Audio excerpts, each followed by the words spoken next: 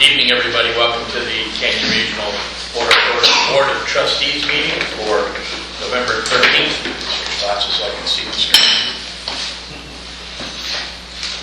Much better. We'll get started right away, and we'll do the roll call. Switch glasses. Ted Gibbs. Here. Martin Poor. Here. Gary Gilbert. Abigail Maybury. Here. Humberto Ramos. Here. Teresa Shield. Here. Donald Bosworth. Here. Regina Franke. Here. Randy Schwen. Here. Brandon Rohan. Here. Mark Gilbert.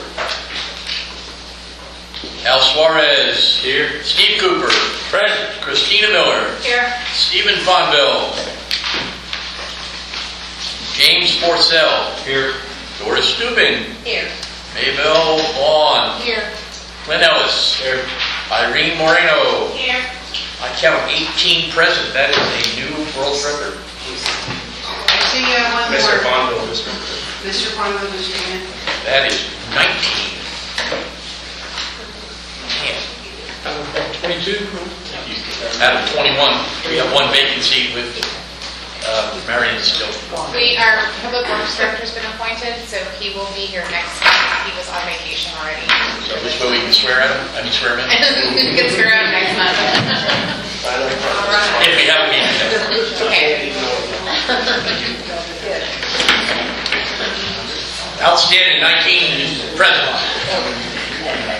Next item, the invocation. Y'all bow your heads, please. Heavenly Father, we come together again tonight to thank you for the many blessings we all enjoy. We also ask that you grant us knowledge and wisdom and discernment as we discuss and deliberate the items before us this evening. We ask that you watch over us all. And Lord, that you continue to grant us good health. And we pray that you will protect us as we drive home tonight after this meeting. We ask these things in your Son's holy name. Amen. Amen. You can all stand for the Pledge of Allegiance. Pledge allegiance to the flag of the United States of America and to the republic for which it stands, one nation, under God, indivisible, with liberty and justice for all. Thank you all. I do not believe we have anybody here who needs to be given the oath of office tonight. So we'll move straight on to item 5, public comments. Comments on non-agenda items, no discussion from the board, 3-minute time limit. Comments on specific items on this agenda, discussion from and with the board may be allowed. Again, there's a 3-minute time limit per citizen. Time may not be shared or ceded to another citizen. Is there anyone here from the public that wishes to speak?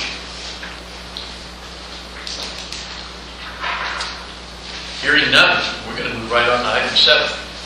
Presentations, discussion, Consent items. Item 6. Did it again. Item 6, consent agenda items. Meeting over. I have some comments on the meeting minutes, if we can pull that out of the consent agenda. Second item on there is adopt resolution 23-11-069, approval of the September 2023 financial report, check register report until audited. We have pulled CRWA 23-11-068 out for an amendment. I am open for a vote on consent item B. So moved. Brandon Rohan. Do I have a second? I'm sorry? Second, Tracy Shield. All those in favor say aye. Aye. Those opposed say nay. We'll now take up item A, CRWA 23-11-068. And Mr. Rohan can ask for an amendment to page... Well, I'm going to ask for clarification. On page 3 of the minutes and item 5, it says Mr. Ramos would like an independent analysis of Garver Engineering to be done. Confused at what the independent analysis of Garver Engineering was. Is that correct, or should that be modified? That should be modified. My purpose of the statement was to capture the fact that lead staff said they had some numbers of membranes that they wanted Garver to basically use, if you will, and my whole point of this was Garver should be doing this independently, anything the staff provides in regards to membranes. And also the next statement to avoid litigation, That was in reference to basically interviewing Black and Beach. I believe Black and Beach had been interviewed for this work, and currently Black and Beach is a consultant for Nanostone. And so the whole premise was an event that there is some type of litigation, potentially why interview Black and Beach.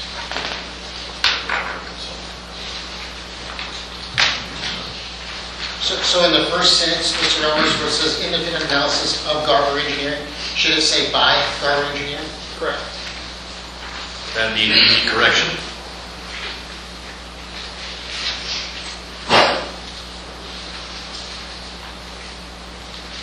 And the second sentence, I don't know how you capture everything in the second sentence. you can just strike it. I mean, I'm trying to strike it. So we can, John was just telling me we can say that Black and Beach is no longer a consultant for Nanostone. At the time this was done, they were. But, yeah, we're just trying to address the minutes, Paul. I just was confused at what happened at the last meeting. I wasn't here, I apologize. And if I was confused reading the minutes, I figured they probably needed to be fixed a little bit. So when you say provide the necessary and accurate numbers, are you talking about the number of membranes? Yes. Would that address your Very concern? good. Number of membranes to be supplied by Nanostone? Correct.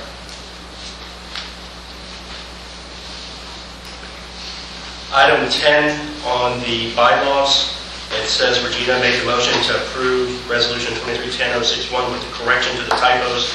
Mr. Cooper had asked for clarification, and Mr. Ramos had asked about changing something. When y'all made that approval, was that incorporating Mr. Cooper's questions and Mr. Ramos, or was it as presented except for the typos? I believe it was as presented with the typos. Okay. And then lastly, very minor thing, item G says that y'all passed the motion with one vote. I think they probably needed to say 15.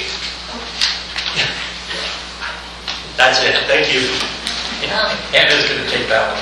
And only because he went ahead and pulled it. Can we correct my name? Teresa does not have an H in it. That's an easy correction. Since he pulled it. Does anybody else have any comments or corrections on the minutes as part of 23-11-068? Staff, you've got everything square up? Perfect. Motion to accept the minutes as amended. Thank you, Mr. Porter. Have a second. That was fast. All those in favor say aye. Aye. Anyone opposed? Thank you very much. Passes 19-0. Item 7, now it's item 7. Presentation discussion. A, Hayes Caldwell pipeline returns for proposed route. I'm assuming that is going to be from staff. I have been meeting on Oh, this. I'm sorry. Yeah, no problem. We had a good meeting today with almost the county line, talking a little bit about that delivery point. There's a discrepancy in the most recent change to the contract about where that delivery point needed to be, and we'll talk to him a little bit about it and talk about how we plan to move forward with this item, how we plan to find a long-term solution for getting water from the Hayes Caldwell plant to the county line delivery point. It's a good conversation. We also had a conversation with Maxwell, kind of some of the same topics here, and bled into the wheeling agreement. These two items, A and B, kind of go together. The point of A is because one of the provisions in the Hayes Caldwell wheeling agreement with Maxwell, there was a segment of pipeline in Maxwell's system that is wholly owned by Maxwell. It's about a mile of pipeline. And in that wheeling agreement, it allowed Keenan Regional to take a certain amount of water through that pipeline. One of the provisions of the wheeling agreement gave Maxwell the ability to take that capacity back when they felt like they needed it for their own system with 1 year of notice. And they elected to do that in August. You all got that report packet in August. And they told us that it's not some hard deadline. They just really want to see a resolution to this. And they understand that it may take some time to get it done. So these two items kind of go hand in hand. Maxwell's been very good about working with us on this. We are going to conduct some one-on-one meetings with Martindale, Crystal Clear, another one with County Line, another one with Maxwell, talk about some of the potential alignments for the route, how it gets paid for, and some of those other items. So we continue to work on both of those items. And I'll take any questions on this. Before we move away, thank you very much for taking the lead on that. I know that we're trying to get that resolved in an amicable fashion. I appreciate your efforts. There's 4 major problems going on at Hayes Caldwell at the same time. Pipeline, contract, cost overruns on the improvements, and a whole membrane project that, could be $10+ million. There's a lot of things going on here, so I'm happy to help and try and find a way to get these things all moving forward. I appreciate that. Any comments? Brandon? Yes, sir. Looking at the staff report, Hayes Caldwell Water Treatment Plant, the river raw water intake pump was replaced due to a worn bearing. Do we normally replace a pump because of a worn bearing? I won't be able to answer what King Regional did as far as their operations are concerned. So the staff report talking about the operation of the facility, if we can get to that in the operations side, you can ask Mr. McMullen or Mr. Coffin. I can't tell you about the operations and any repairs that are done. I apologize. That probably will come up under item 8, under CRWA staff reports.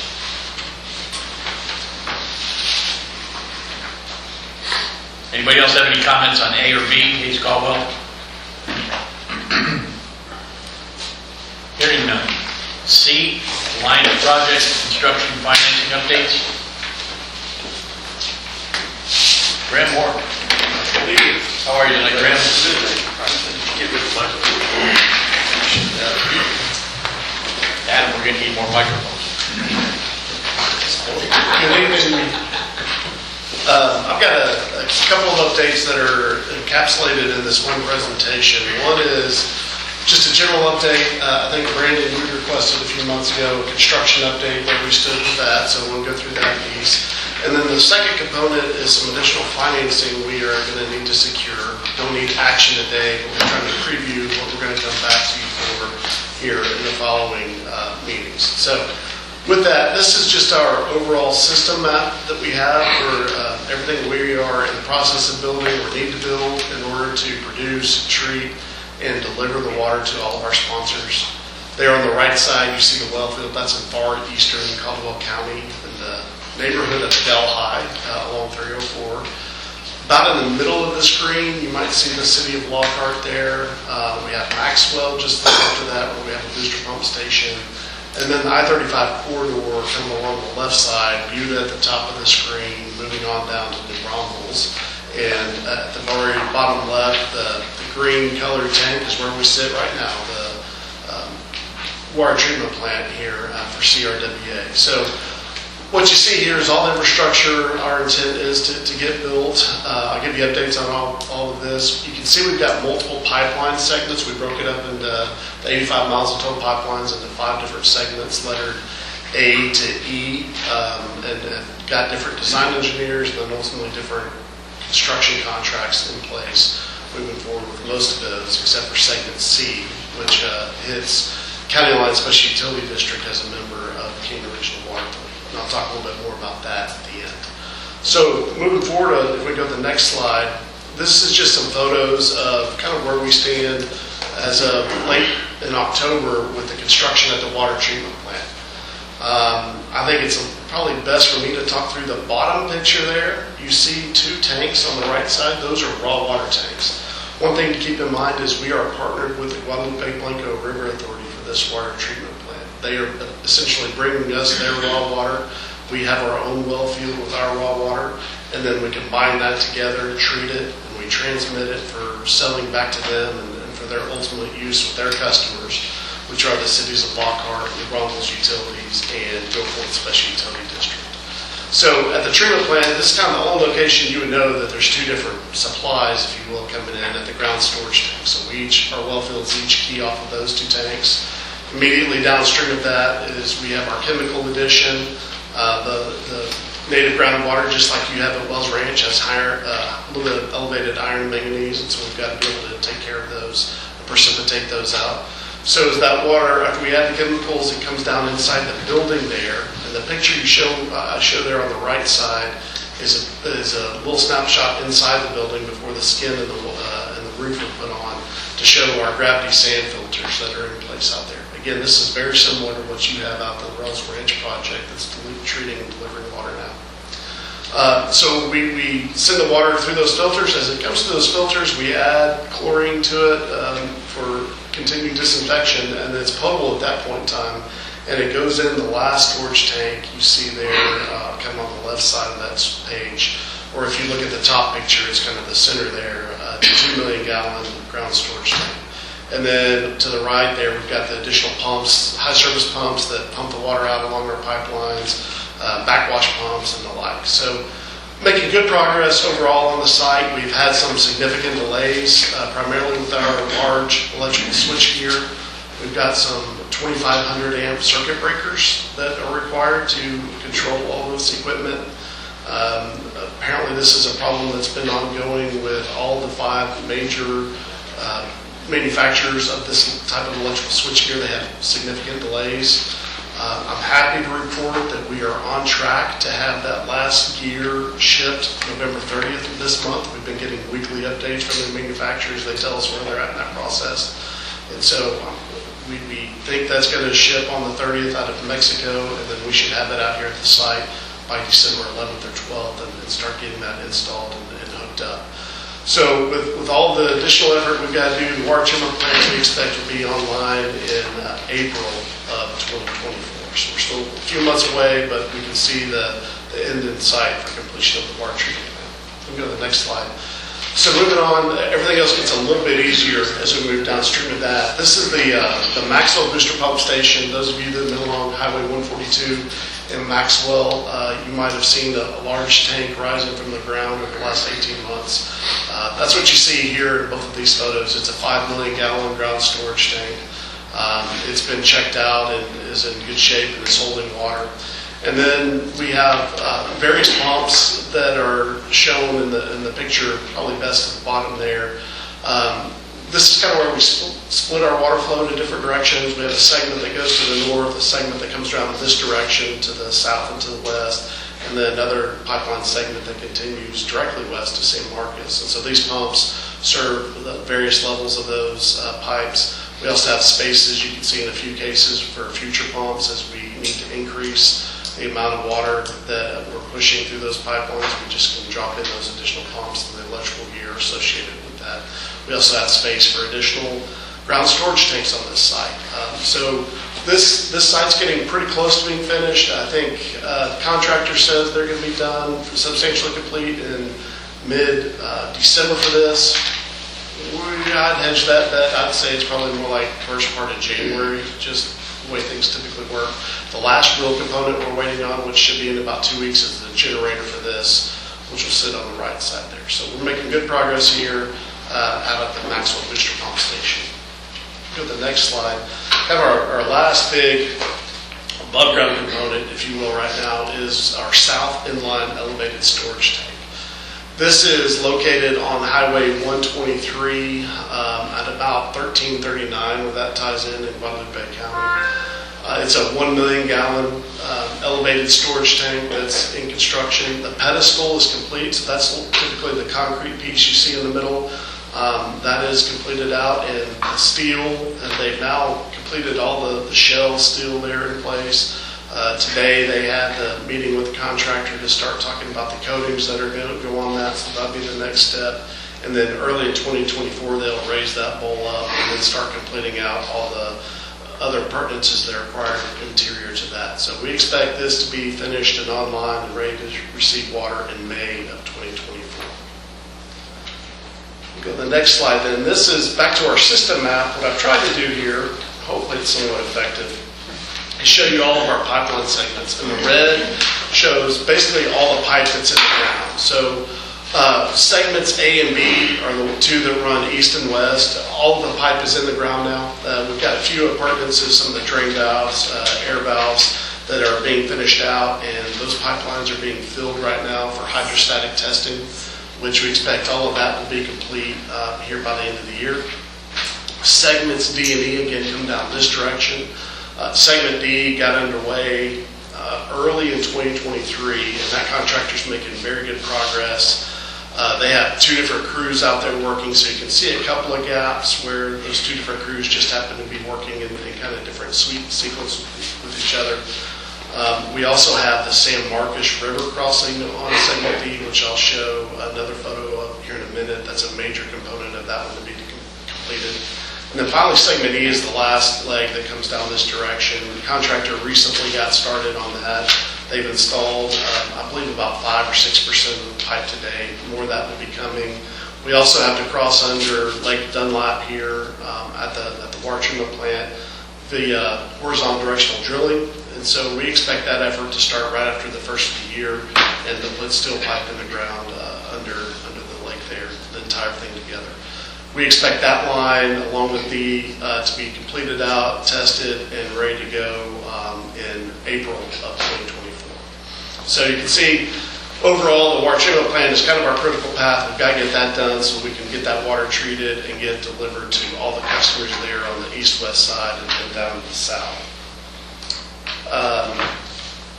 Just one more slide on construction updates. I just want to show a couple of photos of some of our more challenging crossings. We crossed under SH 130. That was done. The contractor chose to do hand mining to do that. So they had individuals that are in there with air guns and tools mining out that. Keep in mind, that's a 60-inch diameter casing, so 5-foot diameter casing. And those folks are working inside of that day in and day out, taking care of all those and getting the spoils out. They have a little trolley that moves back and forth in that they lift the bucket out and dump it and send it back in there. So, yeah, that'll make you want to get an education, that's for sure. On the top right, we also went under the Plum Creek, and so that was a significant crossing. That's a significant water body. We did a micro tunnel underneath that. That took a while to get the shafts in place and ultimately to complete that crossing, but that's been tied in, and we're all very happy with the way that one's going. And then finally, I mentioned the San Marcos River earlier. They're in the process of really doing this crossing. They drilled and excavated the shafts on either side, so a launch shaft on what is the south side of the river, the north side of the river, and the receiving shaft on the south side of the river. You can see this is a picture on the bottom right of all of their equipment. They're waiting to get that all set in place and to start the tunneling then to connect those 2 tunnels. I believe they were trying to see what this latest weather event was going to do. I think they'll probably wait till after Thanksgiving. They don't really want to be halfway under there and then have their folks go on break for 3 or 4 days for Thanksgiving. So I think they're likely to start that here at the very end of November, and then it'll take about 3 to 4 weeks to finish that tunnel across and then put the pipe in place. So it's been exciting. I mentioned we still have the Guadalupe River to cross, and then when we get to segment C, we have to cross IH-35 in 2 different locations, railroads in 3 locations. So we still have plenty of other fun challenges to come on that segment as well. Which brings me to the other reason for my attendance tonight. It wasn't just an update on the fun stuff in construction, but part of this overall program, we have seen some significant cost overruns to the tune of about $46 million that we've identified. Large part of that has been due to construction costs. When we initially estimated this program in early 2017, we were estimating costs based on numbers and some escalations we'd seen at that point. And it's fair to say that the costs have gone up much faster than we had anticipated. The other piece, not just construction costs, but also land acquisition costs. We get easements for all of this. The land values have gone up tremendously over this period of time. And so we have seen that as a tremendous challenge for us. And so that leaves us with 3 projects that we have yet to complete that we need to move forward with that comprises the rest of our Phase 1B program. Most notably, it's the Segment C pipeline, which is shown here on the screen. And that starts in Maxwell on the bottom. It has a delivery point on the west side for San Marcos. It also delivers water to County Line Special Utility District there on the east side, the green triangle. And then as we go up to the north, it gets water to Kyle, and ultimately through our existing Phase 1A infrastructure, that's how Buda gets its water as well. So that's a big component. And then we also have, I showed you the south inline elevated storage tank that's under construction. We have another north inline elevated storage tank on this pipeline leg that's tried to be shown there in that yellow icon to what that would look like there. That would help us provide some emergency redundancy to reduce power for some water storage, as well as some of the operations of our system. So that's a vital component. And then finally, administrative facility, which we'd expect to have there at the Maxwell facilities. We currently do not have any administrative offices or even a permanent place for our board to meet at this point in time. So we are seeking $46 million of additional financing. So again, this meeting is for me to go around, just kind of start to prep everybody. I'm trying to make it around to all of our sponsors, to their board meetings here this month, to give them an update and to prepare them for that. We go to the next slide. I have a question real quick. Sure. So how are you going to apportion the 46 million? Is it by line length, impact? So you've got so many different things spinning in different Yeah. directions. I don't know. How do you think who pays 46 million? That's a very good question. And I'm sorry I didn't address that more directly here in the presentation. But our whole system is a system-wide effort. So it's all of the components are split based on the amount of water that each entity gets out of it, which sets the percentage in the contract and the percent paid. And so in this case, Canyon Regional Water Authority is 30.89% of the entire pie is what they pay. And so that'll be Approximately 13 and a half, just short of $14 million. That's correct. That's and correct. that'd be apportioned amongst the 3 users. And then there's a contract that CRWA has with Crystal Clear Special Utility District, County Line, and Green Valley that sets the percentages that each pay on that. I believe Crystal Clear is about 55%, Green Valley is about a third, 33%, and County Line is about 10% of that. And so that all flows down to those entities. Oh boy. Yes, sir. Real quick, since Tim interrupted you, and thank you for coming to do this. It's been a while, and happy to have you here. Maybe we'll have you here again sometime for the summer, and some of that will be finalized and done. The 46 million, what does that represent an increase over the original project? I'm trying to remember what that number was. Is it about 25-30% of the project? That is about a 15% increase Okay. over what we have. So you had about $3 million. You had about $300 million. Yes, sir. Yes, sir. That's about right. So that's what that 46 million represents. Again, it's primarily what we've seen the 2 drivers big construction cost and land acquisition cost that significantly. Okay, thank you. Sorry. How's it broken down between the 3 items? Second C, the north inline, and the administrative facility? Yeah, the admin facility is about $4 million. The north inline elevated storage tank is about $8 million. And then segment C, we had some other funding that we've already designated for segment C, so we just had some amount we need to make up. So the total for segment C projected cost is $70 million, but we already had some of that secured and underway, so we just needed the $46 million additional to finish out segment C and add on the other 2 projects. Thank you. Yes, sir. Okay, so typically what we have done and what we ultimately would like to do is we've always gone to the SWIFT program through the Water Development Board for funding of this project. We think that it offers low interest loans. It's works with a program we've been involved with since 2015, and we understand it. The largest challenge that we have with the SWIFT program is that the window only opens 1 time per year. And the earliest we could get to those funds would be November of 2024. These projects are at least the north elevated storage tank and segment C are vital for us to be able to deliver water to many of our customers that are growing at a very quick rate. And so we need to get those projects moving faster, and we can get to that funding through the SWIFT program. So we've identified, in conjunction with the bond council and our financial advisors, basically a bridge loan type situation. And what they've recommended after reviewing many alternatives is what's called a bond anticipation note. It's something I'm not very familiar with. It'd be our first time through this. But basically it's a short-term amortization, in our case about a 1-year period, that we can then use as local funding when we go through for the SWIFT financing in 2024. So basically be refinanced by the SWIFT issues that we would anticipate doing. And when we take out those funds in November 2024. And at that point in time, we would just have to pay the interest that we had accrued on that one-year ban in November of 2024. Are you anticipating doing the full 46 million in the ban? Yes, sir, we are doing, we're going to seek to do the full 46 million so we can move forward with all those projects.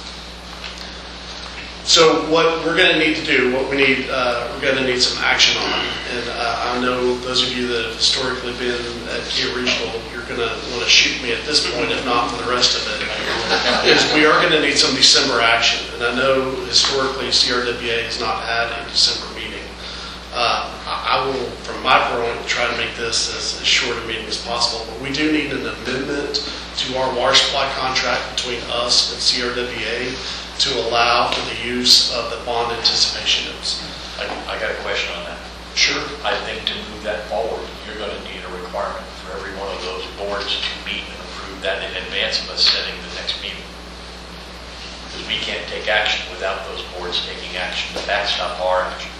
I think we'll need to look at that. The way we have done this in the past with the financing is this board has taken action prior to the SUDs necessarily taking action on issuing of the debt. So if we issue the debt and they don't It's take action contingent. without It's contingent upon their taking action to issue it. I'll make sure our attorneys are comfortable with that program. I believe the same would work with the water supply agreement, that any amendment to it would be contingent upon the other entities also approving the water supply agreement amendment. In this case, CRWA sits in a unique point, and we kind of touched on a second ago, that CRWA has agreement with Alliance for this, and then CRWA has sub-agreements with 3 other special utility districts. So there's actually 2 different agreements that have to be amended with the same language to allow for the use of the bond anticipation action form. Just 3 of them with individual entities, not one with you. Well, and I believe those with individual entities, I think this is something we'll need to look into. If that's one agreement that everybody signed on to, if it's 3 separate agreements. Because they were, I believe the original one was one agreement that they all signed on with. Us and them. That's correct. That's right. So if we're 6 years into this, why are we just now identifying a $46 million miss? Well, we're identifying it now because we've gotten closer to the point in time of having that design done and our acquisition moving forward. So now we know what those costs are looking like. Prior to this, we had some estimates and we were showing that we thought we could be able to afford it within the amount that we had budgeted. But it's come up in the last year that that's not going to be the case. Graham, what's the anticipated amount of interest for 1 year on 46 million? It's about a 5% interest rate is what we're anticipating that'll come in at. 2.4 million, 2.5 million. That's right, that's for the total, right? And so then CRWA's share would be roughly a little bit less than a third of that. We are still working with various financial entities, banks that would offer the bans. And so in an ideal world, we'll have all that information together here by the end of November, and we'll also come back in December at the same board meeting and ask for approval of the issuance of the ban itself with the terms, including the rate that's going to be required for that. There is a chance, though, the Attorney General is changing the way they review some of the banks and what they can do, that may need to push until your regularly scheduled January meeting when we would have that in place. So we won't know that for sure until probably sometime next week as the banks continue to understand what the Attorney General's requirements are and what they're going to do to allow them to move forward with issuing any type of debt based on the Attorney General's ruling. Are we going to need to hold any public hearings? No public hearings are required, but there is action at public board meetings that are required. I guess my thought is that my board has its last meeting of the year this Thursday. Yes, sir, I'm scheduled to be there to give a similar update. Is this matter on our agenda for, I don't think so. For action, it is not. For Right. update, it is Which on. means there's no action from Crystal for the rest of the year. So I'm wondering how that's going to impact when you have all these pieces here in December action. Well, just as I'm here tonight, I'll be at your meeting on Thursday night with hat in hand, asking for a special board meeting in order to take action. That, Okay.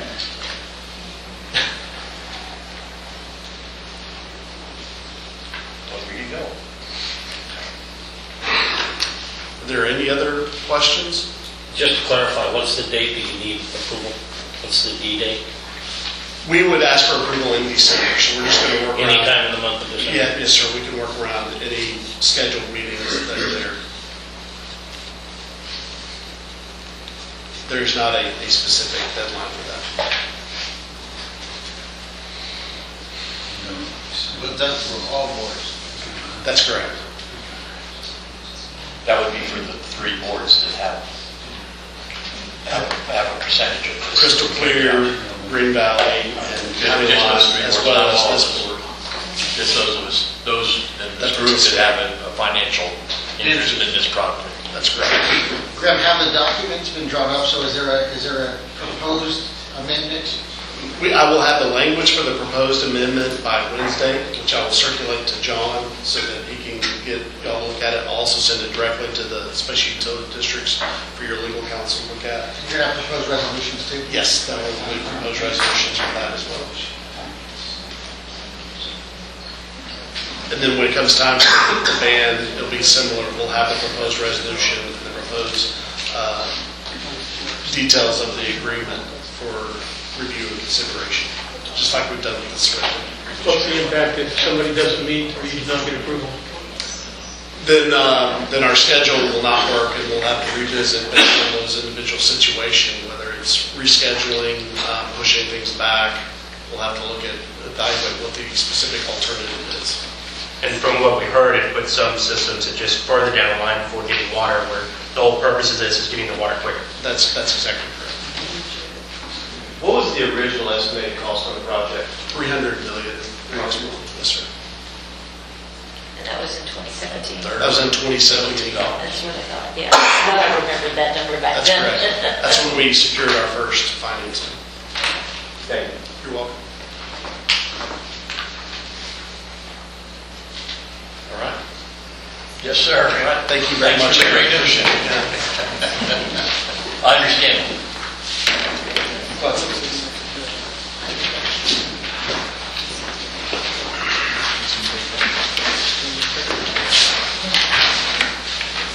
I'm assuming the 3 entities that are part of this program were aware that this was coming. Yes, but we thought it would be January, not December. The original discussion. So my right is July. Steve, I'll write a check. Steve's buying. Most states. Oh, my goodness. All right, I'll borrow this for 1 second. I guess we're going to move on to CRWA staff report. Does anybody have any, before I do that, in all fairness, thank you very much, ma'am, for coming. I realize sometimes it's difficult to deliver that message. I've had to stand in front of council before and deliver messages, not with as many zeros on it, but I get it. Yeah. He's gonna have fun tomorrow night. No matter how many dollars, it's never fun. Never fun. But I do appreciate you being here, and the level of information provided is really important to everybody, so they got an idea of what's going on and the enormity of that project. And it's not a small project by anybody's shape or I believe, so good on you that you're keeping that thing rolling forward. Anybody have any questions for Graham Moore?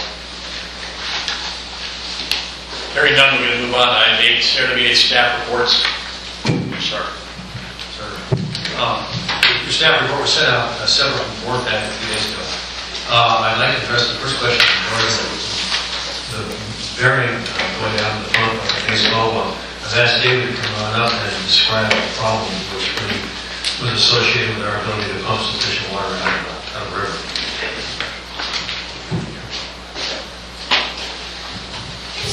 So the production has went down to about 300 gallons a minute on the pump. We didn't know what the problem was. We pulled it out. The thrust bearing on the pump itself was out. It's a submersible pump. The motor's like in a water well, 400 feet down the casing to the river.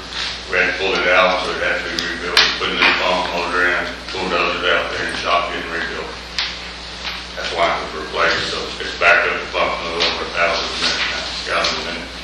Standby now. Sorry? You have a standby now that you rebuilt that one? Once it's rebuilt, they put it out for a standby. Okay. So, it'll be put in the shop, very soon, anytime we get it. Hopefully we'll get the new intake structure before we need it. So it did last 4 years, where the others were always lasting about a year and a half. So we got a good life out of this one. Okay, thanks. Appreciate it. The staff report's pretty self-explanatory, but I wanted to point out a couple of items. Last week, when we were having a board manager meeting, or at the same time, our water council was involved in a preliminary hearing to determine or make a ruling on standing of 2 objectors in our contested case for 920 acre feet in Gonzales County. At that hearing, the judge made a determination that the 2 opponents have no standing, and directed our water council to write the judge's ruling on that case. I anticipate, without any undue or unforeseen interruptions, that we should see approval from the board sometime early next year on our application for 920 acre feet for Wells Ranch Street. 2 more items. The SOQ for the general counsel position is completed. It's been reviewed by counsel here, and Tim has looked at it, and it's been sent to the executive committee for comment. But it's ready to go out first thing in the morning unless we get more comments. We've completed an SOQ, RFQ in its form, construction administration services. That will go out tomorrow as well. And we've also just completed RFQ for electrical engineering services to help us out in Olive Branch 2, get that all completed. That's not completed and ready to go out probably tomorrow. And with that, I would answer the questions you may have. This is Mr. Ramos. I have a couple of questions. With regards to the RFQ for general counsel, why is it taking 6 months for us to get an RFQ for general counsel? Just very busy, but it's completed now. So We have a list of attorneys who we're going to send it to. So your answer is you're very busy, okay. Next question, with regards to item E, South Texas Regional Planning Group. Did you attend the November 2nd meeting, you or staff? I'm sorry, what was your question again? With regards to Regional, November 2nd, did you attend the Regional meeting? No, not unless we're able to attend it, we had other conflicts. Okay, just want to point out to this board, on November 2nd, there was a Regional meeting, and there was a discussion with regards to one of our projects. They looked around and they asked us, anybody there representing Canyon Regional? Nobody was there to represent Canyon Regional. The question was dealing with hydrologic assumptions and bedding banks with Siesta project. And it was very contentious. And so, being that I was there, I had to answer that question. And so, another question, did you attend the August 3rd regional meeting? I did not personally attend it, no. Your staff? I don't believe so, we were busy. The last time I had with regards to report on GMA 13, you have the next meeting in Houston, Texas. Yes, I believe that's a virtual meeting. Just for information, Mr. Kaufman, these meetings are held in Pleasanton, Texas, not Houston, Texas. I believe that was typed correctly, but we will correct it or not. But I know that our consultants were listening online to that particular meeting. And they're noted to me a number of errors and some of the down the Again, it's noted here, Houston, Texas, in Pleasanton, Texas. That's all the questions I have.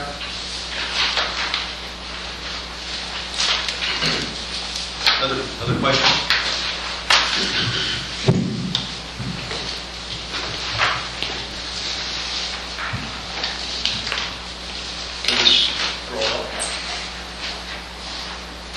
Before we go a little bit too far. Legal and legislative matters, do we have any updates from our attorneys?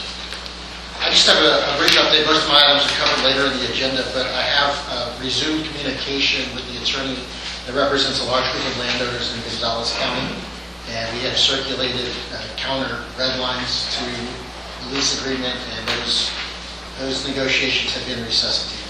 And so it took a long time, but we're talking again, and we ought to have something probably for the January meeting for the board to consider as far as the new lease with a new group of landowners. Do you have an idea how much water that represents? I don't, but I bet Mr. Ramos does. What's that? Ms. Hartman's clients in Gonzales County. Ms. Workman? Ms. Hartman's clients. Yeah, it's about 6,000, close to 7,000 acre feet. And it's 3 landowners, but they're all related, so it's kind of a group effort. It'd be good to get a close on that one. Sure would. And actually, the passage of time has softened their position. So there's been some rumblings that Keenan Regional was going to pursue some different landowners and might have some other options, and it's actually made the discussions much more reasonable than the word past. So I'm optimistic, cautiously optimistic, but I think we're moving in the right direction. There's a corollary statement to that. We're also trying to reach out to one of the objectors in our application for that 120 acre feet to lease their groundwater as well, the Pleasure family. Yes, I think it might have been lost on some of the members of the board, the success that our water council had as far as getting these objectors removed from party standing. This is our 3rd round of permits, and those 2 objectors did obtain party status during the first 2 rounds. So we've got a different judge who has a different perspective, and in some way, somehow, they were denied standing to be protestants in our application. And interestingly enough, with GBRA's pending application, they were granted party status. So, it just kind of depends on who's calling the balls and strikes, but we got a favorable ruling. And my understanding is that's not an appealable decision, is that correct? It's not directly appealable, but during the permitting process, whereas here, the decision has been put to an administrative law judge. The administrative law judge has a role of making recommendations, and ultimately whether or not the groundwater district abides by that recommendation or does something different is up to the board of the groundwater. Our experience has been that board in particular follows the recommendations of the ALJ, but they're not bound by it. This was Judge Abrams who also heard the case on these. No, this was a SOA judge. This was a SOA This was a SOA judge, which is why we got a different result. Okay, good. And I know that sometimes rulings come down, and people are like, we don't care what you said, we're going to do what we want. But I've seen that happen before. They ignore the judge's ruling. Yes, and the groundwater district's board has the ability to say, well, we disagree with the judge, we're going to give them party status. And so that remains to be seen, but they've employed the judge. They're paying a fee to SOA for this process. I think it's reasonable to expect that they'll abide by the recommendation. Understood. Any other updates? Anything else? I'm going to get you, John, in a second. Nothing further from me other than my items later on the agenda. Okay. John? Yes, sir. Without passing by here quickly, I wanted to inform you that we did receive written notification from GBRA about the possibility of having to step into drought stage 3 sometime early next year. I was going to ask Adam, and if you would mind comment briefly on this, what that means for everybody.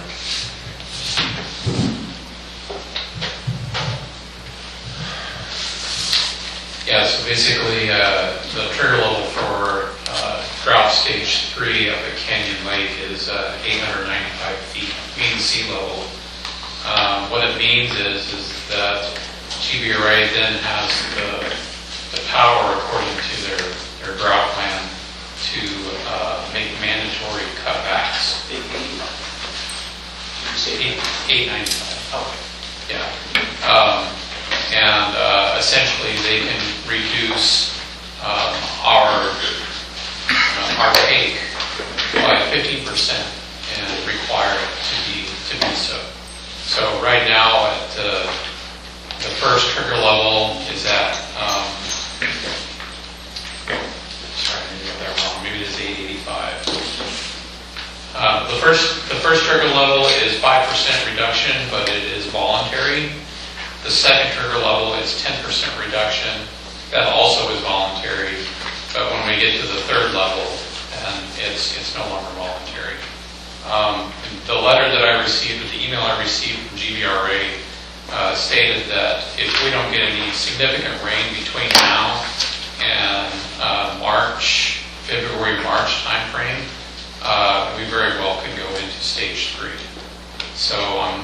100% for sure what that looks like right now, but it doesn't sound very good. Just to let you know, here at Lake Dunlap, a good part of our supply is from Lake Dunlap. We do have some of our own rights in Lake Dunlap, but the significant part of our supply is the GRWA water. Also, up at the Hayes Caldwell Water Treatment Plant, about 2/3 of our supply is from Lake Dunlap that GRWA sells to us up there, raw water, and it's about 2/3 of the Hayes Caldwell plant supply. So any kind of cutback on this water could really impact us.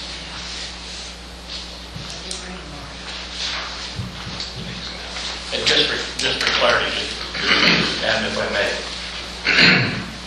the cutback is based on our total pumping capacity. It's not based on our ongoing usage. It's in reference to what we're legally allowed to withdraw from the water stream. So if we have, let's just say, roughly 10,000 acre feet that's available to us here from GBRA, and we go into stage 3, that means that essentially they're going to reduce us by 15%, which means we would now have 8,500 acre foot of water available. That doesn't mean that someone that's using under their limit would see a reduction. It's just that overall, the total pumping capacity from that source would be reduced by 15%. To some degree, but that reduction would have to be calculated per month. And they said it's the average flow per month of whatever the month the year before. So it's kind of hard to understand, and I didn't really understand them on it. But they said you need to calculate the average flow per month. So whatever the flow was in January of 2022, let's say we come into, well, I'm saying 2023, we come into 24, then we have to reduce that flow by 15%.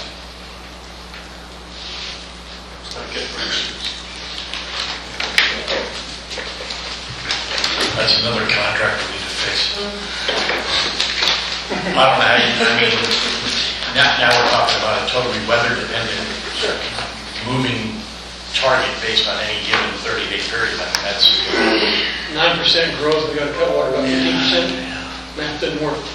And if it had been a wet winter and we didn't have any need for water, you can see what's going to happen if we had a low demand month and we move into a high demand month for 1 year after.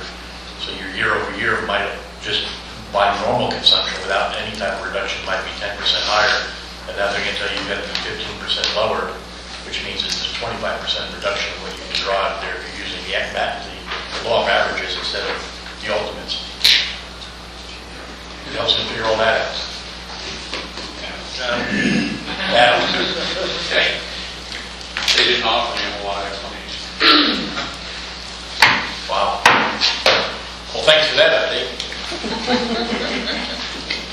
Pray for rain, everybody, please. Not a big rain, just like a rain that lasts a while.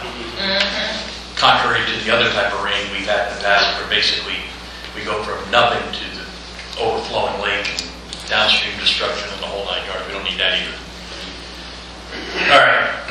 Committee reports. Budget committee. Do we have any reports from the budget committee? No, sir. None. Policy and legislative committee. Mr. Gibbs. Thank you, Mr. President. Just to rephrase and remind you of what we've completed so far, what we brought to the board and has passed is the bylaws, investment policy, a surplus policy, and a brand new procurement policy. Those have been brought and passed. Ready for the board trustees meeting in the near future is a tuition reimbursement policy. And then what is in progress is the personnel policy, which we've changed the name to the employee handbook. We've got some minor edits before it goes to a final legal review. And then we're about a quarter of the way through revising the admin policy. And this swing at the admin policy is just updating all the changes we've made from all the other policies to make sure that we're in sync with where we need to be. Once we complete that, we'll be into the legislative review. And at that time, I'll be asking staff and legal to take a swing at what are the major issues with their current legislative document to see what we need to start digging into. We're not going to go to that line by line I don't think that's worthwhile. I think we look at the problems and start addressing how do we change those. Thank you very much, Mr. Gibbs. Any comments on the report by Mr. Gibbs and the Policy and Legislative Committee? And again, I've said this in the past, you guys are doing wonderful work. It's very tedious. Thank you. I appreciate the effort to all members that belong to that committee, their efforts to continue to show up at meetings and keep working on this. Despite my abilities, they're making great progress. All right. Got enough of that. Construction Committee and reports on matters related to CRWA construction and infrastructure projects. I'm going to turn it over to our committee chairman, Brandon Rowe. I'm going to fly through this as quickly as I can. I know we have some redundant items here and action items on the item 10, I believe. So one of the items we have is a proposed change order on the IH-10 TxDOT project. That's increasing the casing size from 36 inch to 42 inch. It ended up a little over $11,500. We also have a new supplemental agreement with TxDOT. That has a total cost of just over $694,000. $128,000 or so is directly paid by TxDOT, and then Canyon Regional still has another $565,000 to pay. It's all in the budget. You all already approved an original agreement with them. And this is fully reimbursable, so that money will come back to us, just not in a timely manner because it is state funds and it will take a while. On the 1518 project, just a reminder, that one's roughly 80% CRWA and 20% TxDOT. It's not nearly as reimbursable as the IH-10 project. On the GIS system, UEG did provide a proposal for finishing that GIS project. You know, I remember originally CRWA staff was doing the actual correct in the field measurement. UEG is proposing to finish that using themselves and Colliers Engineering and some Canyon Regional's equipment at a price of a little over $42,000. We'll have those actual numbers when we get to those agenda items. They think that work will probably take another 8 weeks, and then they'll have a product to give to staff, and then staff will make some suggested revisions, if any, and then it'll go back to UEG. And they continue to work on the standards and specifications. David Knifer reported to us that they expect it to be complete sometime this month. Talked about the Hayes-Caldwell pipeline earlier in this agenda. CRWA is still working on contract negotiations with Garver. I'll ask Trey real quick if those have finished or not. Trey, on the Garver contract? They are not finished. They're not finished, okay. So we're going back and forth on some minor requested revisions to the master service. I've said this at every meeting that anyone will listen to me. The construction committee worked hard on the master service agreement. We want to keep that agreement as standard as possible. Putting a whole bunch of revisions to that document doesn't make it a master agreement anymore, just makes it back to what we had before, with a bunch of hodgepodge agreements. So, you know, we have a lot of pushback on any major changes to that agreement because we worked hard on a master agreement. It needs to remain a master agreement. Okay. The Hayes-Caldwell improvements phase 1 will go out to bid soon. I'm glad that Graham was the bearer of bad news about a December meeting. I was really hoping we'd have a December meeting and put the phase 1 bids on that. Unfortunately, we will not have those bids in time. We won't have them until January. So, Graham, you're now the only reason we'll have a December meeting. I'm fine with the December meeting. We've got to do our jobs here, and that's what we're here for. So if we have to have a December meeting, by all means. Those improvements include the tank, some electrical work, and some piping. That tank has been leaking for years at this point. It really needs to be replaced. CRWA staff had asked our jury to get that first phase out. There's still the main remainder phase, potentially a phase 3 if we can split that out a little bit more. CRWA staff has a reimbursement resolution in here for the membrane project. Remember I talked about 4 major issues at Hayes-Caldwell. A few of them, 3 of them construction related, the pipeline, the membrane project, and the plant improvements. This resolution is specific to the membrane project. The purpose of those reimbursement resolutions is so you can start the engineering work before you have it fully funded. You obviously don't know what those costs are going to be until it's designed, and so what this does is allow us to capture those engineering costs to be reimbursed to CRWA once it's fully funded. On the task order that's up in item 10 for Ardura, you might remember in August we had a public comment here about give Hayes-Caldwell Group a little more time to look at the Ardura scope of service. That scope of service was over $700,000. That group got together. They determined to only move forward with a couple of those tasks in that original scope, so about $110,000. They brought that to this full board. This full board approved that limited scope. That group got together again and decided to go ahead and release the rest of that base service in that original scope. It's an additional little over $659,000. Again, we'll have the full numbers when we get to that item. So that puts the whole base scope for Ardura on the membrane side out for Ardura to begin working on. Part of that reimbursement resolution I just spoke about. And then we did receive a few updates on Wells Ranch Street, nothing major. I think Trey touched on a couple of those items earlier, the 520 acre feet, and then what Mr. Ramos said about nearly 7,000 acre feet with the group. Okay, I know I ran through that fast. Any questions? I guess one last thing I'll add, it's not necessarily construction committee related, but y'all heard last month, we moved our meetings around so that the construction committee met before the board of managers. And the purpose of that was to take the information that the construction committee is going to make a recommendation on, present it to the board of managers so they can hear it, they can ask questions, and then they can relay that information to the individual board of trustees here so they are a little bit more familiar with this stuff so you don't hear me rattle this stuff off in 2 minutes that took us an hour and a half to get through, and you all make a better informed decision. We're still kind of working on that process. Justin Iverson over here, the general manager of Maxwell, he was nominated and confirmed to be the presiding officer. When you'll change the bylaws, you'll change that process. You allow the board of managers to select a presiding officer to run the meeting. Historically, well, it's been done a couple of different ways historically, but recently it's been Canyon Regional's general manager, even when David Davenport was here, is kind of conducting it, and that's the general managers that are elected to do that. So in the future, I think what we probably need is a board of managers agenda item here under these reports so that the board of managers, Justin, can tell you a little bit about the recommendations they have. We'll do it a little differently this time and ask them on the individual items, but that process probably more streamlined by having an individual item here for them. Any questions? Excuse me, comments on Brandon's report?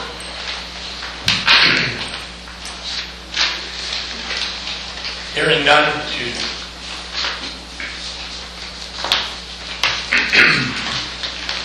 That's probably my throat again. We're going to do project updates and written reports by engineering consultants, staff, and others. First one's Alliance Regional. I'm not sure if Graham wants to say much. I'm happy. If there's any other questions, I'm happy to say it. Graham, I did have a question for you before you started giving the bullets. I had a softball question for you. At the beginning of your presentation, there is, this one really is. At the beginning of the presentation, you were saying that the different pipeline segments had a different design firm and a different contractor. Why did you decide to do that, number one? And number two, how are you administering the overall project? Is there a single kind of project supervisor? How's that work? Yeah, I'll answer the second part first. We have an overall program management team, Kimberly Holman and Associates, that's helping us coordinate all of the construction projects that we have ongoing. We have a staff of 3 people, so we can handle all of this work just with our internal staff. So we have Holman and Associates managing all of that. We looked at how to break up the entire program and how many different construction contracts to have.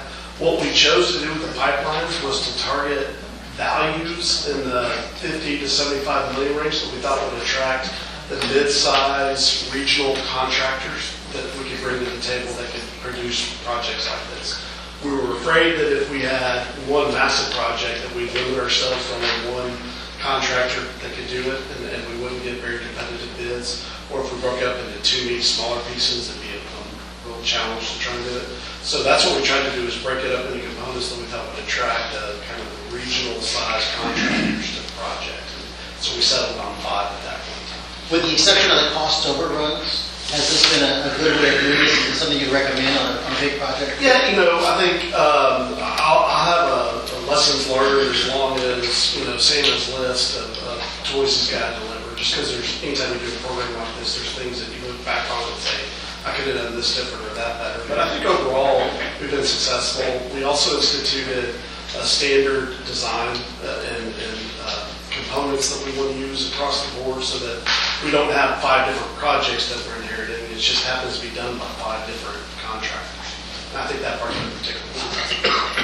Thank you. We might call on you for some of the lessons learned. Sure, and I did the same when we were starting. I picked on lots of people's brains as to how to do this and what they like or didn't like, so I'd be happy to do the same anytime. Thank you. Does that make sense? We did that with Low Ridge too, with regards to different contractors and different pipes. So that's what we're doing. I can definitely see some benefits to that, so long as you have the team that's supervising and is able to coordinate, knows what everybody's doing. Yeah. The city of Kyle is doing that for their road bonds so that they can get all their roads done. So it seems to be working.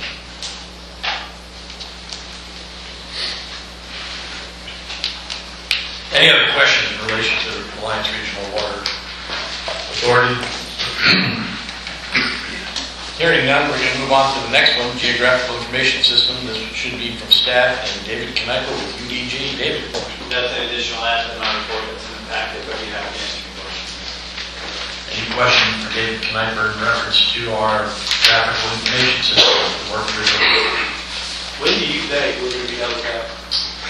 So, once we get started on the actual asset management collection that we've got in here and items, we're looking at about 8 weeks before we get that wrapped up and get it finished up. So you think it will be done by January-ish? More than likely, yes. Yeah. In the background, we've been working on all the, uploading all the as-built that we've collected and getting all that information translated to the GIS site itself. So we've been working on that. In the meantime, we had been working with staff, to use staff time to try to collect all the actual GIS confirmation for all the mid-city transmission main components. We had some issues with that, staff was reassigned, so we're kind of picking that back up and bringing that in-house, and that's item D that we had on tonight's agenda. So once we can do that, bring that under our umbrella, what we'll do is have the means to get that done. And so that's what we're looking at, that means to get that completed. So you don't think the addition of 10E to the scope of the GIS project is going to delay the completion of the GIS? No, and that includes that factors that in. Okay. Oh, thank you. David, I do have a question. When you're going through the as-bills, are you going out or is someone from the staff gone out and done some confirmations, citing some of these things to make sure that the as-bills are actually as-built, not just as drawn on a piece of paper?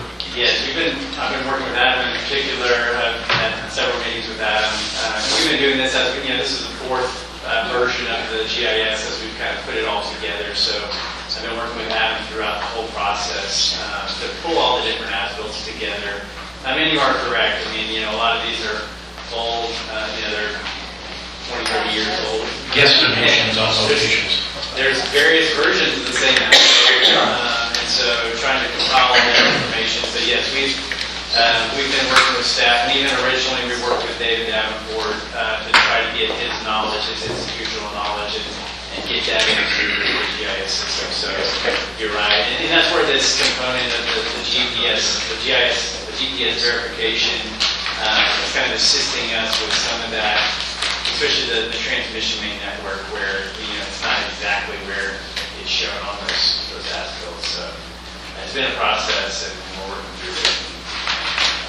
And at the end of the day, once we have for the Hayes Caldwell portion of the system and the Wells Branch portion of the system, once we get that information in there, again, we'll get with Adam and David and make sure that what we're showing is accurate and correct. And I've already, even last week, reached out to Adam on the wells out at Wells Ranch, because the as-bills that were provided didn't quite match up. And those, with what we were showing. So I got a question. That. I got a question for staff. As we're bidding out these newer projects, are we insisting that all this stuff's done in a graphical information sort of a way so that the data can be brought in and then the reference point can be verified, and all the stuff really we don't have to go out and do it a second time? Using known data points and referencing that in and making sure everything's lining up saves a lot of time down the road. Like a lot of time down the road. Yes. Because if the answer wasn't yes, I would have some serious concerns, because that's been kind of the norm for a while. And it's really important when you're doing these kind of things, if you're going to rely on this data later on, especially when you're looking for valves and other stuff in the ground in the middle of the night. It's really important to be able to find it very quickly. Absolutely. Because there's not a lot of this stuff around that are walking around on top of that stuff for 20 years plus, where it knows where all that stuff's buried. Any other reports on GIS for David? Any other questions? Hearing none, we're just going to slide right over to text about CRWA IH10 Santa Clara Missoula Pipeline Encasement. David Kay. I won't elaborate on this. We've got items 10C and D that pertain to this item, and Brandon kind of did a quick overview of it real quick, but I'd be happy to answer any questions on the report I've provided. Hearing none, we're going to jump right into our next one. Text dot CRWA FM 1518 Transmission Line Project. Again, David Kay. The only thing I'll add on this project is we've had our pre-construction meetings with Trustee. We're just coordinating with the contractor on setting an actual date for mobilization to begin that construction. So, Any questions for David? Hearing none, next one, CRWA Standards and Specifications. David Kay. nothing additional to add other than Brandon's comments, and we're working on those standards, the draft standards, and hope to have those staff this month. I'll just make a comment on how important those are. I can't remember who asked a question, I think at the Board of Management, what y'all had done, what Canyon Regional had been doing before, and the answer, I think, was a little from here, a little from there, sometimes this one, sometimes that one. So having an actual Canyon Regional supplied standard specification book is going to be helpful. Funny you should mention that. I think I'm doing the exact same thing right now. And David's my consultant. I noticed that the other one that's even got a longer title is no longer on here. The one with the pipeline up there. Where's everybody's pipeline? Is that complete? You're talking about the... 266. Yeah. It is complete. We have to now file with them for the reimbursement. And then once we do that and get everything lined out, get our money back from them, then we'll know who owes what between us and Canyon Regional. And then we'll invoice Canyon Regional. Okay. Next one's Wells Ranch 3, Water Treatment Plant Optimization and Conceptual Pipeline Designs. This one's assigned to staff. We haven't received a draft report from Tri-Hydro. We're in the process of reviewing the report. We'll be getting back to them with our comments. Any questions on that one? So this is their report. In their report, their last bullet point says that there was a draft sent on October 13th. Is that what you're talking about? Right, it's in review. What needs to happen to get that report finalized? Where is that report?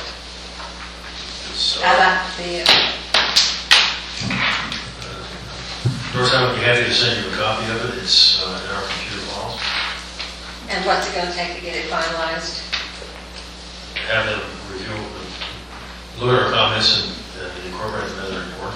I'd like to put a deadline on getting this finalized. A week or so. That's going to put it in Thanksgiving. I'm sorry. That's going to put us in Thanksgiving. Well, if we got to work for Thanksgiving, got to work for Thanksgiving. So I think that the obvious issue, and we've talked about this before, Mr. Stevens has raised this issue before, is we need to bring that report to finality. We need a final stamped report. There's a work product that we contracted for and paid for. For obvious reasons, we need the assignment to be over. Right. And so if the ball is back in Canyon Regional's court, we need to perform the review of the draft report with reasonable diligence, get it back and get it finalized. Can we say that we're going to have that accomplished by the 27th of this month? I would like our attorney to have a copy of that ASAP. And I'm not, just to be candid, I'm not sure how much good my review would do. This is a technical engineering report. I just want to make sure that the right set of eyes here at Canyon Regional reviews the report.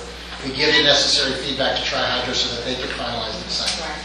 And I'm happy to look at it, but it's kind of like me reading Chinese. Exactly. Happy to provide you a I copy. mean, this has been going on for how long now? Goes back to April 23, July, September, and here it is, it's still going on and on and on. And now we're at the draft stage. I don't understand why we can't get anything done. Can we set a timeline that basically we'll agree that staff on this review and it'll basically be sent out to the executive committee and anybody else that wants to read the report that's that big, we'll be happy to send it to you.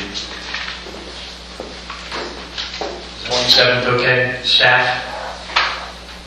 I'm giving odds. I think we can have our review completed by this week before we start on it. What's going get it out to the other folks. Sure.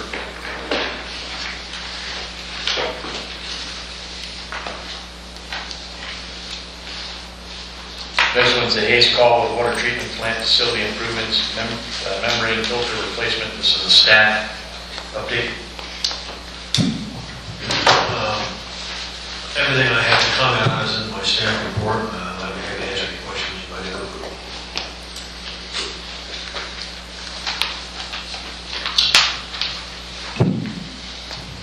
And last one here is permitted facility improvements report, permits grant funding and construction, staff in our door, and I believe Brian Sanders here. Fire?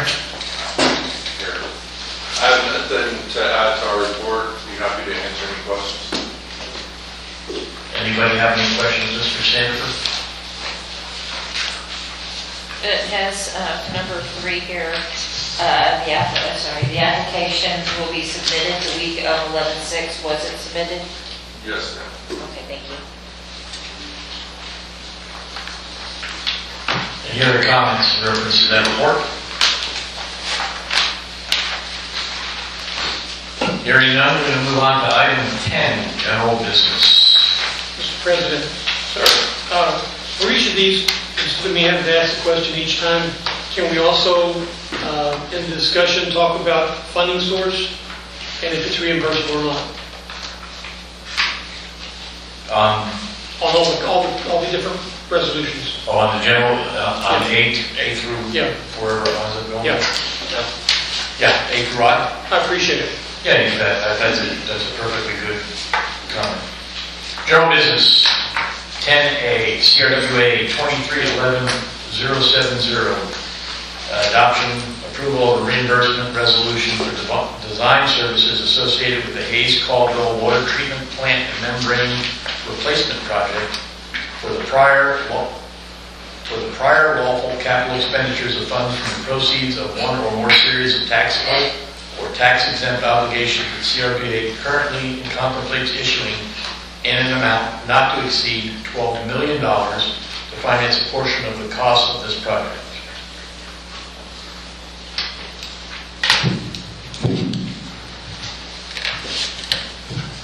This is a reimbursement resolution that we put together, Stephanie Liddy's help. And Stephanie, I think you're here. Do you want to comment on this at all? I think it's pretty straightforward, what it says. No. Hi, Stephanie Levy, North Rose Fulbright, we're bond counsel for Canyon Regional, and this is a reimbursement resolution that would allow Canyon Regional to pay for our costs associated with the project, and then at the time of bond issuance, reimburse themselves with those bond proceeds as they become available. So happy to answer any questions that you all may have about the reimbursement resolution. It's a very straightforward standard resolution that local governments adopt prior to bond issuance to allow the projects to proceed in advance of the bond funding. How long is that eligible for reimbursement before we have to apply for a bond? So the outside window is 3 years from the date of the expenditure. There's a smaller, earlier window that would come in 18 months from the time that the project itself comes online. So 18 months from the time that the project comes online, no later than 3 years from the date that the expenditure is actually made. So within 3 years, we have to take action to fund the $12 million that we are spending any of this money after this reimbursement resolution. Within 3 years, you have to issue the bonds. Right, that's what I'm saying. From the date that you incur your first expense. Right, That you want to reimburse. Not from tonight, from the Not from 1/6 tonight, from the start. date of the first expenditure. Within the last 60 days. Within the. Sorry, I don't mean to make it more complicated, but any expense in the last 60 There's a days, 60-day look back. not a year ago. Yeah. Right. Study on the recommendation here, it says design services, but I think this is everything, right? This is not just design, it's construction, it's all that. The actual resolution itself is going to... Right, the resolution itself is drafted broadly to cover the project in its entirety. Okay. So just add a little background, this item A is referred to item B. Item B, we're looking at issuing out for service orders of $659,000. So this is basically an attempt to start capturing those costs and having them reimbursed. And so I think construction committee met and board managers met. and our four entities met. Yeah, you're exactly right. The construction committee met, we're actually recommending we move forward with this. If you don't move forward with this, then the question that Mr. Gibbs had on, where's that money coming from? Well, it's just coming from the general fund, and it'll never be reimbursed and it'll just be expended. Whereas this allows us to capture those costs. Yes, the money will initially come out of general funds, but then when it's funded, will come back into the general funds. And I'm going to ask Mr. Dravacek, do you have a recommendation from the Board of Managers? Yes, sir, the managers recommend approval.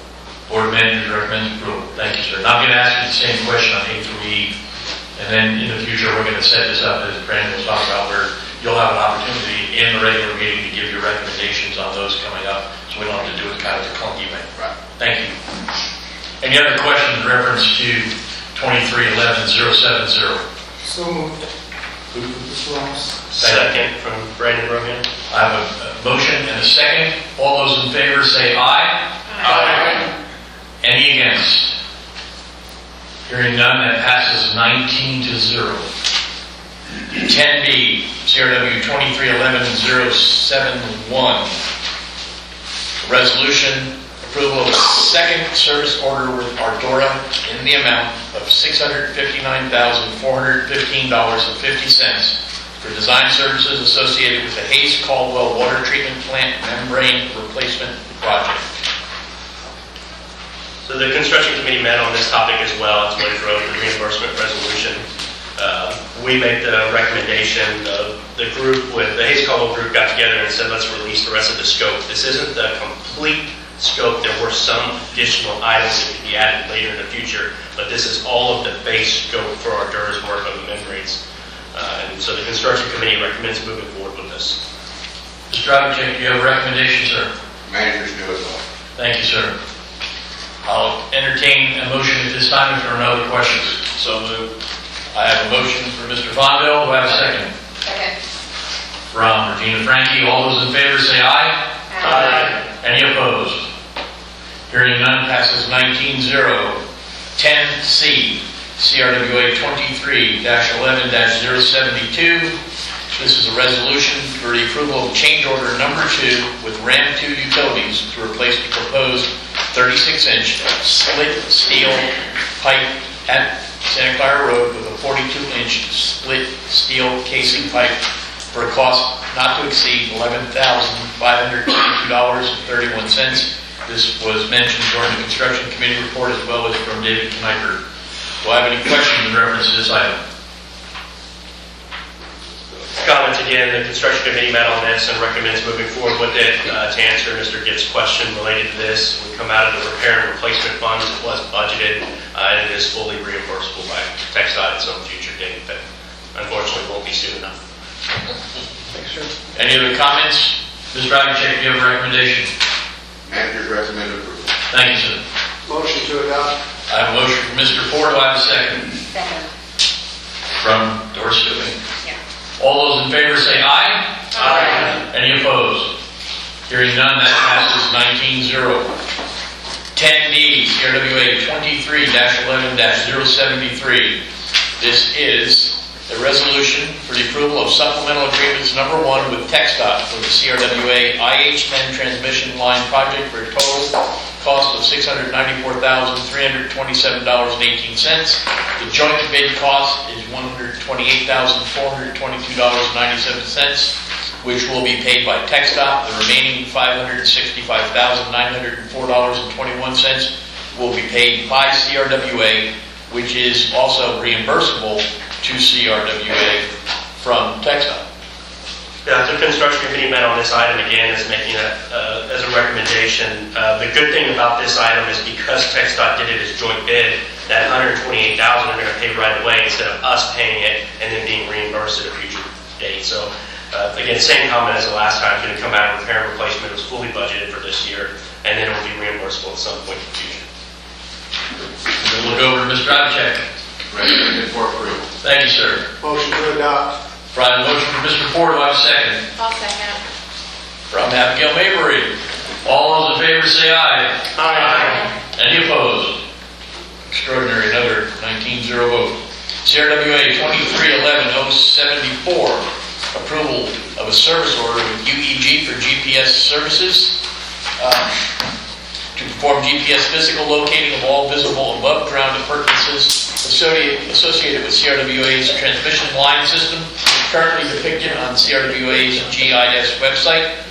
This is Mid-Cities Phases 2A and 2B, Wells Ranch transmission line, Santa Clara transmission line, Crystal Clear transmission line, for a cost not to exceed $42,337.50. Any comments, questions? The construction committee met on this item as well and is recommending us move forward with it. I think we had concerns in the past about using staff to do this. I think that Kane Regional as a whole is understaffed. Using staff to do services doesn't make a ton of sense until we're fully staffed. This will at least allow this part of the project to be finished. I can't answer your question on this one, Mr. Gibbs. I'm going to have to let someone else answer where the $42,000 comes from. I'm assuming it's coming from the general fund. Yes, sir. Answers that question. But it wasn't budgeted. Yes, I think it was. It's actually in the budget. Okay. The budget. All right, very good. Mr. Avicek, you have a recommendation? We recommend approval. Thank you, sir. Motion to adopt. I have a motion by Mr. Poor. I have a second by Second. Doris Stubing. All those in favor say aye. Aye. Any opposed? Hearing none, passes 19-0. 10F, CRWA 23-11-075, concerning arbitrage rebate calculation services. This is a resolution to approval of consulting agreement with Ritz and Associates, PA, Professional Association, in an amount of $2,500 for arbitrage rebate calculation services related to CRWA's $12,050,000 tax-exempt contract revenue bonds, otherwise known as the 2021 bonds. Have any questions in relation to this? Just to give some background, this has resulted from us meeting the four entity talking about the expansion of Hayes Caldwell, and basically since 2017, and the money's sitting there, and so the question was derived from me, and I asked the question, what about arbitrage? Should we be concerned? And so staff, Joan, looked into, how do we address that question, so appreciate that opportunity. I would basically move this item forward in regards to engaging someone to determine whether there's arbitrage. Does everybody understand what the meaning of arbitrage is in relation to this? Just a quick primer, all it means is that we're going to confirm that the interest earned on the money in the bank did not exceed the interest cost of having the money. That's considered arbitrage, and it's against the law to have arbitrage on borrowed money. You can't make more money off the money in the bank than the interest rate. If you do, you have to rebate that in some way. I'm not sure exactly how that works on the rebating side of it, but I'm sure it's not great to have to give money back. You give it to the Internal Revenue Service. Goes to the IRS and better. You couldn't come up with a better one than that. I feel better already. Yeah. Any other questions or comments in reference to this item? I assume our financial advisor, James, is watching this for us as well? Yes. The firm that was recommended to us came from Mark McLean of Sanville. Yep. Thank you. Any other comments or questions relating to this item? Motion to approve. I have a motion from Ms. Shield. I have a second. From Regina Frankie. All those in favor say aye. Aye. Any opposed? Hearing none, 19-0. 10G, CRWA 2311-076, concerning approval of short-term partial assignment of interest agreements.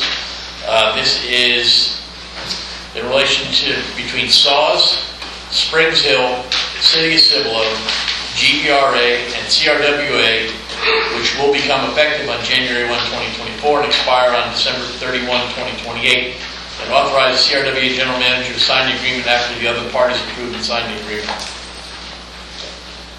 Any questions on this one?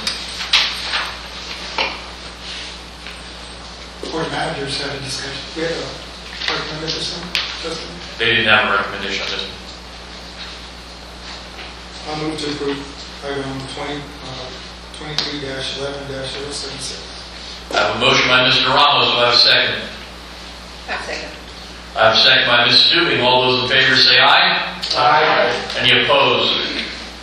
Hearing none, that one passes 19-0. We're moving on to, H, 10H, CRWA 2311-077. This is a reimbursement resolution for design services associated with the Hayes-Caldwell Pipeline Project for the prior lawful capital expenditures of funds from the proceeds of one or more series of taxable or tax-exempt obligations that CRWA currently contemplates issuing in the amount not to exceed $10 million to finance a portion of the cost of this project.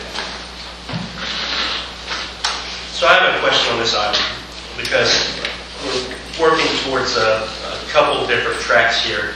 We really don't know what those costs are going to be, so my question is for you, Stephanie. If this 10 million is not the right number, if it's 12, 15, whatever it may be, where does approving 10 million put us? Where do we have to just issue another reimbursement resolution, amendment? Yeah, so if you, we came up with the $10 million based on current costs.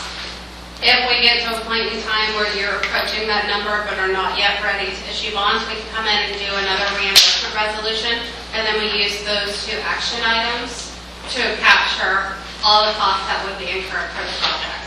So we like to estimate on the high end, but at the end of the day, you know, if the total project cost is $10 million, it's unlikely that we'll fund 100% of the project until you get to bond issuance. It's not going to happen. But if you do, you always have the ability to layer a new reimbursement resolution on top. Okay, thank you. Thank you very much. Any other questions in relation to this resolution? Hearing none, I'll entertain a motion. So moved. I have a motion by Mr. Ramos. Do I have a second? Second. By Mark Core. All those in favor say aye. Aye. Any opposed? No unanimous decision, 19-0. Item 10I, CRWA 2311-078, concerning approval of an annual overage charge procedure. Adopting the resolution is approval of an annual overcharge procedure developed by New Gen Strategies and Solutions, LLC, to be applied when the contractual annual allocation of treated water is exceeded by a participating member of the amended and restated regional Hayes-Caldwell County's area water supply and treatment contract dated February 9, 2021. Can you remind everyone where this item came from, please? Well, I can if you'd like me to. I'm running out of It words. came from a resolution that Ms. Stubing had asked us to pass, that we passed in September, directing staff to use a third-party consultant to come up with a rate. I just wanted to bring that back up because it's been a couple months, just so y'all are aware of why it's on the agenda. Thanks, Brandon. You're welcome. Thank you very much. Mr. President, Yes, sir. I'd like to table this item to the chairman of this meeting. I'd like to hear any reason now. You're making a motion to table without any discussion. I said, if you want to discuss it, fine. When would you like me to make the motion? The only way to table this is to make a motion for it. And then we can have discussion. Yes, before a second occurs. That's correct. I move that we table this item until January. Thank you, sir. Before we ask for a second, does anybody wish to discuss this matter? I'd like to have a couple of comments. First of all, New Gen's people aren't here tonight to explain what their study involved. I know they went to the manager's meeting, but wasn't really involved with this meeting. The other, and I don't know why we'd be looking at it if they weren't going to discuss it and explain it to us. The other reason is that Crystal Clear's opinion on this is that it isn't an item for action by the trustee board of trustees. That it's preferable that we have, as we've always said, an open meeting between the East Caldwell parties and have this discussed by the New Gen people and those boards and those people for possible resolution amongst themselves. Anybody else have any comments they'd like to share in reference to this? I have a couple of comments, but I think it's important that Justin speaks out as to what was discussed at the Board of Managers. There were some interesting things that did come up, and then with that, I'll second the motion. But Justin, what was discussed at the Board of Managers that you brought up with regards to, you asked staff to look into contractually how things be done? Yeah, so Chris Maker gave his presentation, went over the methodology, how we calculated the data and analyzed the numbers in the 2023 budget. And Kristen, excuse me, I'm sorry, let me interrupt you. Mike. No, well, maybe, but we've got a second. Can you? No, he didn't. Yes, actually, I'll second. He said you need to rescind your Can you second. withdraw the second so that we can have this discussion? I'll withdraw my second. Okay, Thank you can re-up it. Otherwise, it's a correct motion. Otherwise, I really need to take action. Here, Justin. No, that cuts you off. The question I asked staff was if, we've discussed this several times before as the study was progressing, and Canyon Regional's legal counsel had expressed his, I don't know if it was his opinion, but and I'll let him speak for himself, but he didn't know if Canyon Regional could implement a fee like this. And I was concerned that it was brought to the Board of Trustees without him opining on it on behalf of you guys. Thank you for that insight. I appreciate that. And I also want to agree with what Mr. Bosworth brought up. My understanding, I didn't know we had passed a resolution for the board to determine the rate. My understanding of the whole process and the way we've operated Canyon Regional has been historically where the entities sit together, possibly general managers, and discuss this. And there was an opportunity for this. And so I agree with what you're stating, Mr. Bosworth. And again, I would second his motion to table and allow the managers to sit with Chris Eckert and discuss this. I have a motion on the floor in a second. All those in favor of that motion say aye. Wait a minute, let me do this by a head count. Mr. Bosworth? Aye. Ms. Frankie? Aye. I can't see your name, but I apologize. Nay. Nay? Mayor? Aye. Aye? Aye. Nay? Nay. Aye. Aye. Aye. Aye. Aye. Aye. Aye. I'd like to abstain, I'm not familiar with the situation. Okay. No. Aye. Aye. Just by basic head count, looks like there was 5 or 6 no's and the rest were ayes, so it's going to put it at approximately 13 to 6 or 14 to 5. Let's get the identical count with a show of hands. That way we're not. Yeah. All those nays, raise your hand, please. If you're a nay. 1, 2, 3, 4, 5. That's what I thought it was. There's 5 nays. That'll mean there are 14 ayes. The motion to table passes. Thank you very much, sir. I appreciate that. I appreciate the conversation. Moving forward, before we move away from that item. 13-5, yeah, one extension. Well, I'm sorry, 13 to 5, 1 extension. Thank you. Good catch. Before we move away from that, obviously the object here is how do you want to facilitate that meeting? I would ask John's staff to put together the meeting as soon as they can, or usually it comes on the office level. And then include the general managers from each of the water districts, as well as a board member from each water district.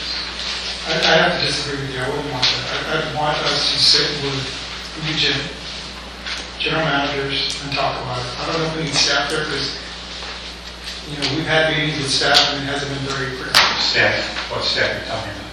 Staff you just mentioned. I'm asking John or his staff to set up a meeting, not come to it. But then I agree with you. And then you, Jim, would come to it, and that the general managers from each of the parties would be involved, and then a board member from each party involved would be involved. Or in the case of one entity, a council person. So I want to make this item, we've been moving this item back and forth for a long time. So what I'm trying to do is get clarity on what's being asked. So you're asking CRWA staff to set up a meeting and send a blanket invitation to the general managers of the 4 entities involved, and they will decide who's going to get 5 entities involved. I apologize. They're going to decide who gets invited from their board. No, I can say. Then the invitation would go to the general managers of each of the 5 entities, or 6. I forgot one had 5, and to include one board member / council person. We don't want to choose what board member that is. I'm asking that, this is the challenge. We need to be very clear on what you're asking staff to do so we don't get this Well, I wrong. think the board of each entity would pick which board member. That's what I'm saying, so we'll invite the general managers, and the general manager should go to their board and invite the other person. Mr. President, I caution you about getting too far afield on this. Yeah. There's not an agenda item that provides for setting up this meeting. I know. Obviously, the staff can receive direction from the trustees, but we can't have an action item on how this meeting is going to be. Yeah, I'm just trying to get a little, I get where I'm trying to say. Like last time I asked staff to put together a meeting, it ended up being 35,000 people. And it was completely the opposite of intent of that meeting. So, All right. unless we do it ourselves, we can do it ourselves. So I'm going to tell you what, I'll do this, I will direct staff to basically contact the 5 entities and invite their general manager to this meeting, and they are to invite whoever they want from their board to attend this meeting with NewGen, and then we step away from it. Everybody okay with that result? And who's the fifth entity I got? San Marcos. If I may ask, what, do you want this done in December? Well, why don't you have this conversation offline? Yeah, we'll stop there, we'll work out the rest of this offline, 'cause we really are. I have one final comment on this. Just let's get a resolution to it. I mean, we were asked, we passed a resolution saying bring it to the full board. We bring it to the full board, now it's tabled to go back to everyone. Let's find a way to move forward with it. I mean, this item will bounce back for years at this point. Let's get it resolved. Kick down the road, kick down the road long enough. That's all. Let's just get it resolved. How many meetings have we already had? And nothing has been accomplished. How many more are we gonna have before we think it's something accomplished? Unknown. Well, My intent is, and the reason I second this, was basically to try to restore some of the relationships that have been destroyed. Obviously, they have a concern with the area concern, or here with East Central, but again, this is our issue. In order for us to work together, we've got to come to the table, and we've got to resolve these issues amongst ourselves. I think with the board coming down on either one is not good. If the board comes down on crystal clear and set precedent for those others, and I don't want that happening. I think it's in the spirit of the negotiation, the spirit of who we are, to sit down and talk about it. My assumption and my hope is January we have action when it's done, with or without. But again, you got to give it one last try, because based on what we talked about in board of managers, Justin is correct with regards to contracts. I mean, what are we doing? Will the contract allow us to do this or not? I do not know. I do not know. I wouldn't want Canyon Regional to invoke something on county line. And so I'm asking just one more meeting, and then we're done. Because if we all agree, then it's between the parties and it's a done deal. It's done, but again, And it doesn't have to be an item on the January agenda. Wouldn't be a binding vote at this meeting to define this meeting? Will this just be a discussion of this situation, or will there be a Are we okay with binding being offset? vote taken? We're starting to hear about it. We're moving away again. Yeah. Yeah, I'm sorry, but the purpose here is what we can do is if you want after this meeting's over, the 4 entities that are currently here, we can stop after the meeting and we can sit down for a couple minutes and talk this out. I think it'd be better to do that than to continue to be off agenda. Everybody okay with that? All right. And I appreciate the attorneys making sure we kind of stay down the middle of the road as much as possible. Did we have a second? yeah, we've already taken a vote. Show of hands. Oh, that's right. Okay. I got outside myself just because. All right. Moving on.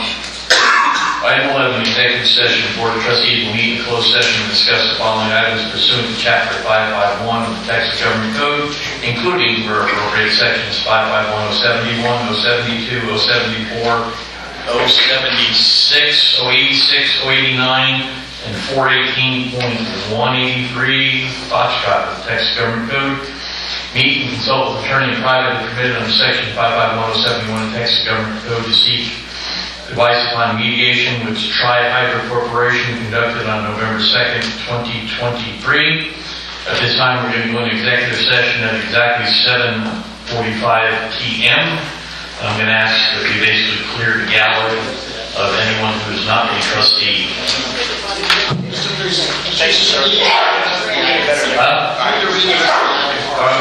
Before everybody stand up, I got to read the whole item. Item D, 074 Texas Government Code, the board will meet in closed session to deliberate employment evaluation duties of general manager of the authority, requested by Doris Stubing. And in accordance with section 55 074 Alpha, Texas Government Code, the board will meet in closed session to deliberate appointment, employment, and duties of the potential successor to the position of general manager of the authority, and formulation of the succession plan for such position, and that is also requested by Doris Stubing. Oh, and under A, we also have action on CRWA Executive Committee to direct legal counsel to file a lawsuit against Tri-Hydro Corporation and all other appropriate parties, if any, concerning acts and omissions related to the Wells Ranch 2 Phase 2 generator installation project. Now we're in a hall.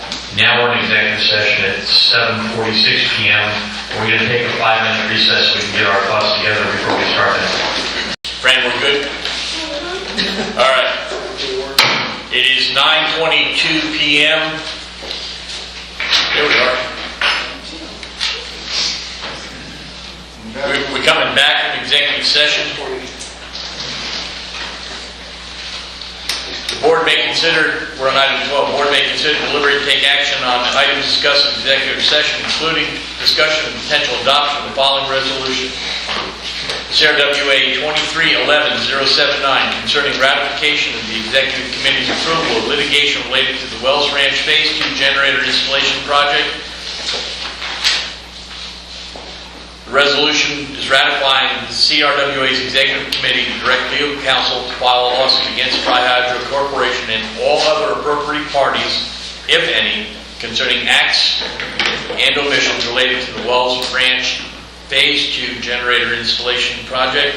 Is there any conversation on this item? I move that we approve the ratification of the Executive Committee's decision. I have a motion by Martin Ford. Second. I have a second by Mr. Gibbs. I'm going to ask everyone, the ayes, please raise your hand. Discussion. Oh, we already had a motion and a second. I can't have discussion after a second's made. You can't have a motion. No, I can't have discussion after a second is made. You have to take By Robert's Rules of Order. Yeah. We can have it between the motion and the second, but I can't. So if everybody in favor, raise your hands. I count 19 hands up. All those against, raise your hands. 0 hands up. It's a unanimous vote. May I ask a question?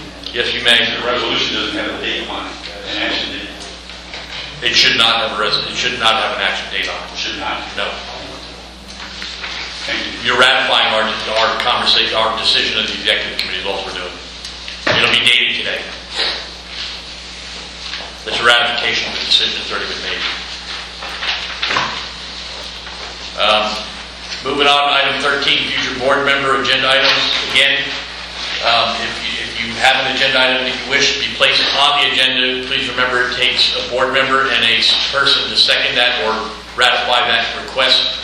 So it takes 2 people to put an item on the agenda. If you feel that you need to discuss the agenda item with myself or Mr. Rohan or anyone of the other executive committee members, please feel free to reach out to us. But normally, unless it's really egregious, we don't see a reason why we wouldn't put something on the agenda. You don't have to know tonight, just let us know far enough in advance so we can have an agenda put together. Our plan is not to have a long agenda for December. Literally, it might be just 1 or 2 required items and that'd be it. Please remember to come to the December meeting when it's called. If we don't have a quorum, we're in a real Dutch on that one. Please let us know in advance if you aren't coming and you know you aren't coming. Raise your hand if you're not coming, in advance, so we know you're not going to be here, so we know if we got a quorum or not. We can start dialing for people. Don't want to come here and not be a quorum. I will be here. All right. Are there any agenda items at this point in time? I know that the committee I'm on, policy and legislation, we had added the ability for directors to attend meetings remotely. Are we going to enact that or not? We did. We can do that. We're going to make sure we do it properly. I know that there's some steps that have to be taken in there, but we can do that. We have to have a solution to this problem, I think. Here. Yeah. I think we have a solution at hand, right, Anna? I don't know if it's a solution or not, but we're going to try it out. We found a solution over GBRA that works great with Strider. That'd be my only concern with it. Right, and we've had that challenge in the past where there aren't enough microphones, you can't hear what's being said at home or from wherever you are remoting in. And the rules state that you have to be fully present, you have to be able to hear all the deliberation, you have to be well heard here, and you have to be on camera the entire time. And by being on camera, you have certified no one is in the room with you that should not be in the room if we go into executive session. But thank you for that. Any other future agenda items? Motion to adjourn. Before we adjourn, one real quick thing. Tonight is Christina Miller's last meeting. She's retiring and moving on with her life. I want to take this opportunity to say thank you.